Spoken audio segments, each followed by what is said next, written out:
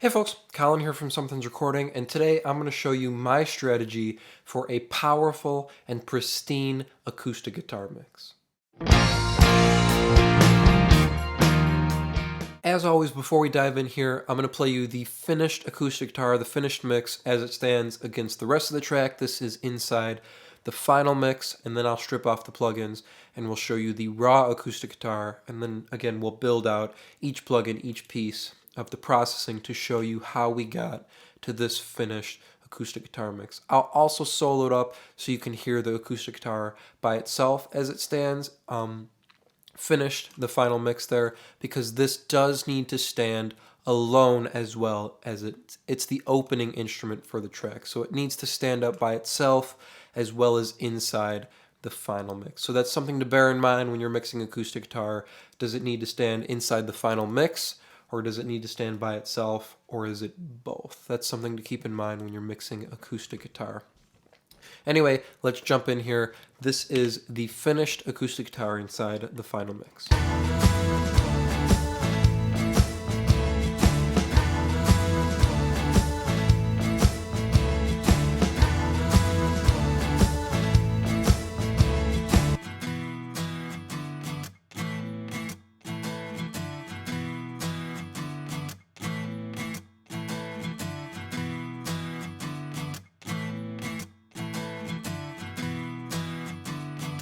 Alright, that's our finished guitar there. Let me take off all the plugins here and play you the raw acoustic guitar. This is the raw recording. I'll play it to you solo like this, and then I'll unsolo it. You can hear it inside the final mix. So you'll hear the raw acoustic guitar against the final track here.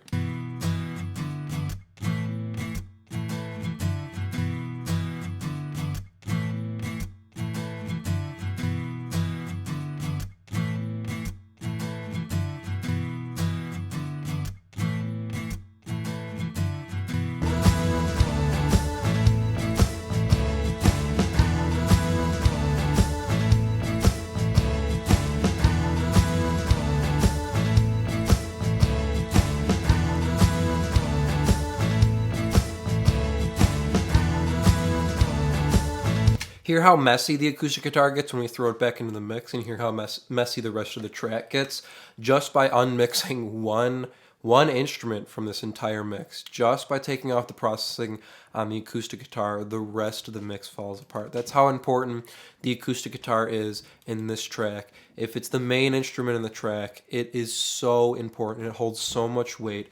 Just by taking off the processing on this instrument, the whole mix fell apart. It got muddy, it got confusing, it got muddled. We couldn't discern any of the instruments. It's very important. It holds a lot of weight. So let's dive in here. Let's take a look at our first plugin.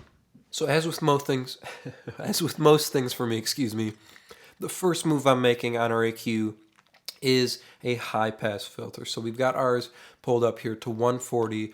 We just want to reduce a little bit of those low end bursts coming from the hole on the acoustic guitar, and also coming from the hand hitting the acoustic guitar on some of those mutes. Those are generating a little bit too much low end energy for me, so we're going to roll some of that off here. We'll do without, and then I'll kick this in. You can hear how we're changing the tone of the acoustic guitar, how we're shaping it.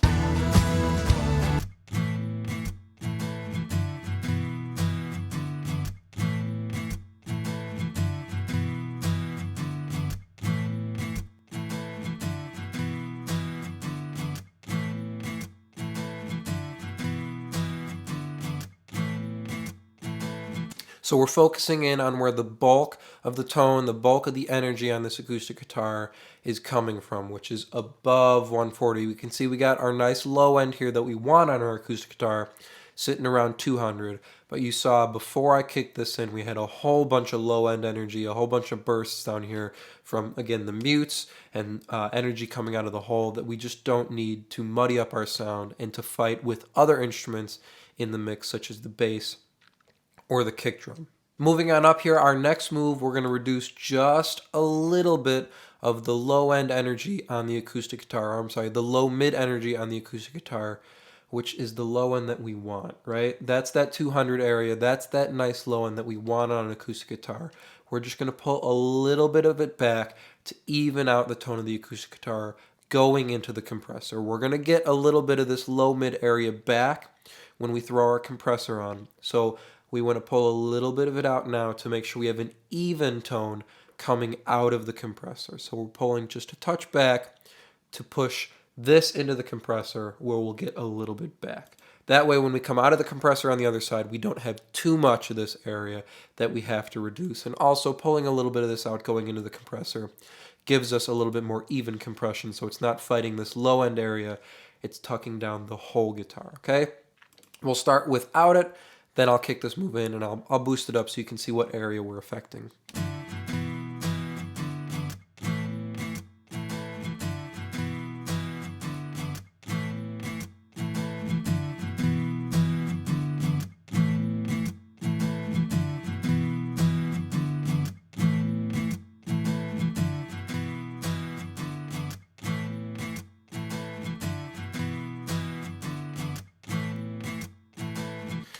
So you can see we're not pulling too much out there. That's the low end that you kind of usually want on an acoustic guitar, is that 200 area. But you can see if you put too much in there, if we boost it up, it can get hollow sounding. If you know what I mean by that, it kind of has that, oh, that kind of sound to it, which is, it makes the guitar sound a little bit too hollow. We're focusing on the whole. We don't want that, so we're pulling just a little bit out there. Moving up now, we're going into the mid-range. If you have a bigger mix like this, we got a lot of background vocals, we got a couple of electric guitars, as well as some keyboards.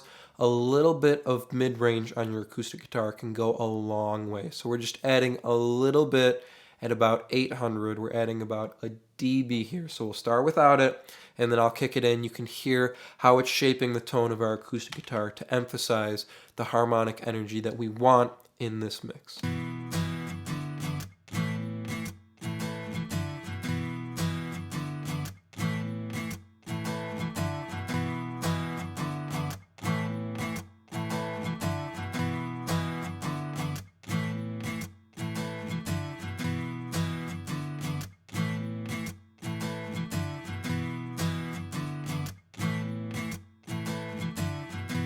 It's just a little bit of lift in the mid-range to give it some competitive edge against all of the instruments that are sitting in this area in the mix. Moving on up here, now we're moving into our high mids, our high end. We're doing a little bit of a boost here, about 2 dB at 3.5K. So this is our usual boosts on our acoustic guitar, our usual high-end boosts, and then we'll get to this in a second here. So we'll start without this, and then again I'll kick it in and boost it up. You can see or hear the area that we are affecting on this acoustic guitar that we're boosting up in the mix.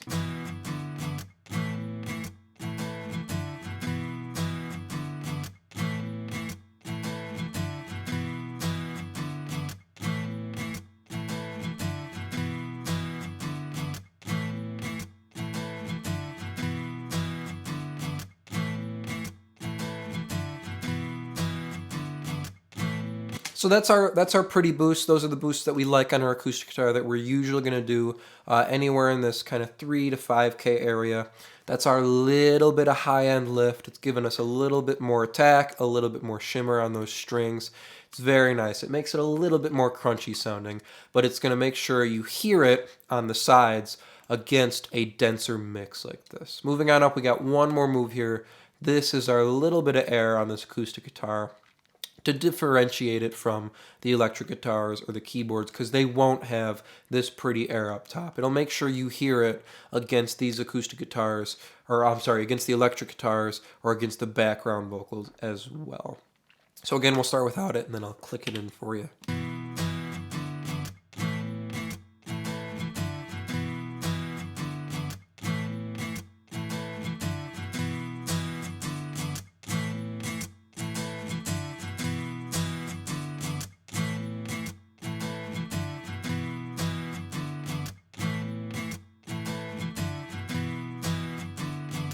So just a little bit of air, a little bit of shine to our acoustic guitar. You don't want to go too far. If you notice there when I boost it up too much, it can get brittle sounding. It can get a little bit edgy too fast, and you don't want that. You don't want it to be, something brittle or something pokey that's coming through on the sides of your mix.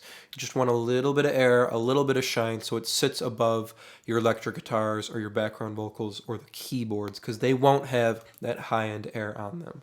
Moving on here, we're going to jump into our compressor. We are using an 1176 or a FET style compressor.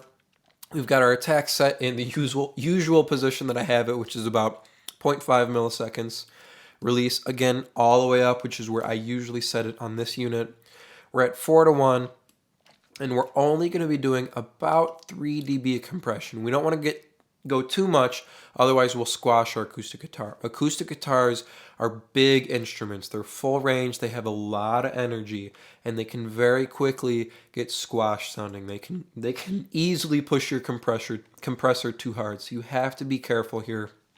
We just want to add a little bit of energy with this compressor, a little bit of evening, and give our guitars a little bit more oomph, okay? So we'll start with out here, and then we'll kick it in, and you can see what it's adding to our acoustic guitar, frequency-wise as well as energy-wise.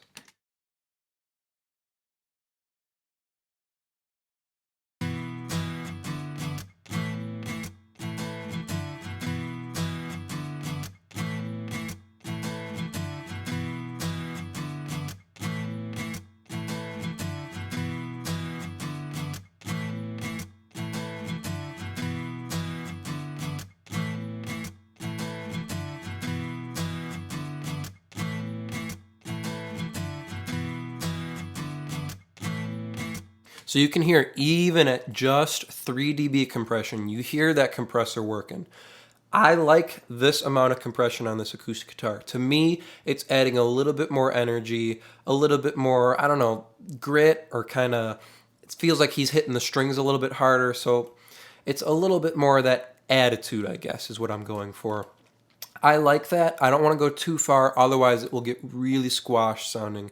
Notice we're just trying to hit those peaks there when he's coming down on those strings. And to me, it's just adding a little bit more of that attitude, like he's hitting the strings a little bit harder. I like that. It's giving us a little bit more evenness as well as a little bit more energy and attitude. That's what I want from this, okay? So again, just 3 dB of compression is all we need here. Just a little bit of evenness, a little bit of energy. You don't want to squash your acoustic guitar. So be careful when you're compressing your acoustic guitars, because it can very quickly go bad. We got one more piece here, which is our final EQ. There were a couple things that I heard after adding that compressor that I wanted to fix, that I wanted to get at. One was I still felt like there was a little bit too much below 100, a little bit too much of that low-end energy coming from the mutes, coming from the hitting of the strings, or coming out of the hole, excuse me, and I wanted to tuck a little bit more of that mid-range energy in so it competed a little bit better and it had a little bit more edge to it when you're hearing it on the side of the mix. So we'll start with the high-pass filter. You can hear the low-end energy that we're going to scoop out here.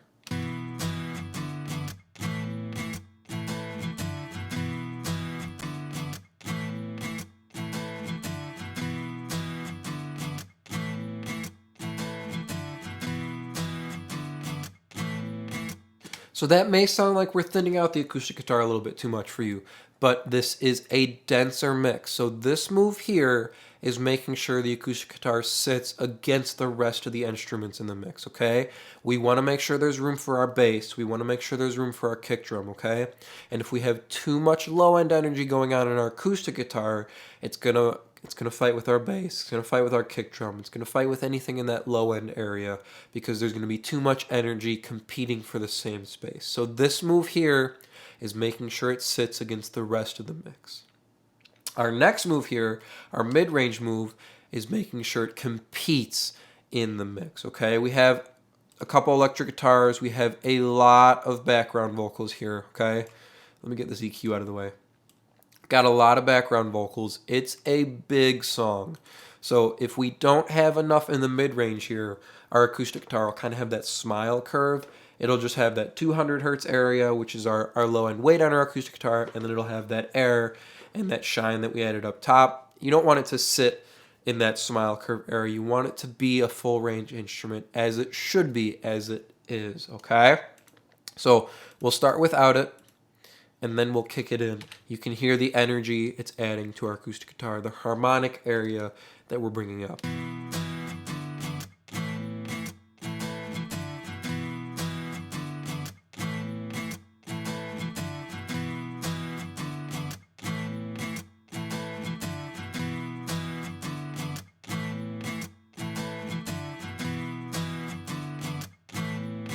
So this area here, our mid-range area, helps to make sure your acoustic guitar contributes some harmonic elements.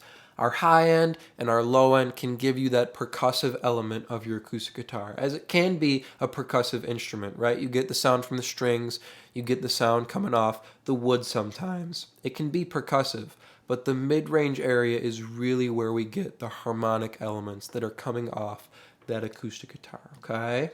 So one more time here, let's do the finished acoustic guitar, and I'll do an A-B for you. I'll take off all the plugins, we'll kick them back in, and then we'll put it in the final mix here for you.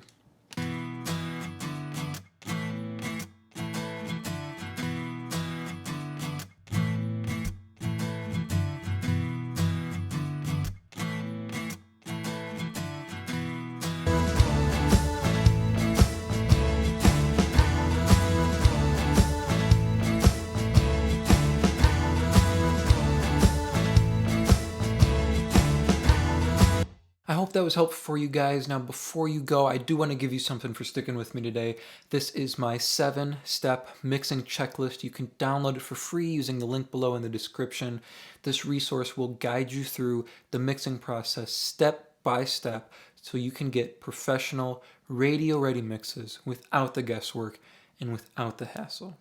Thank you so much for watching, and I will see you in the next video.